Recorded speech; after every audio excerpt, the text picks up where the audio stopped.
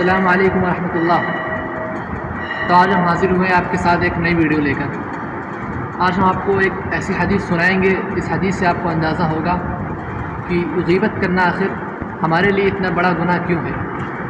حدیث میں آتا ہے کہ کچھ لوگوں کو قیامت کے دن جمع کیا جائے گا اور ان کے داہنے ہاتھ میں ان کا نام اعمال بھی دیا جائے گا، لیکن جب اس میں دیکھیں گے کہ ان کے نام اعمال میں کچھ اعمال ایسے نیک اعمال ہیں جو کہ مٹا دیے گئے ہیں، تو اللہ سے گلا اور شکایت کریں گے کہ اللہ ہم نے تو فلاں کام کیے تھے، تو نیک اعمال بھی تھے، آخر یہ کیوں مٹا دیے گئے؟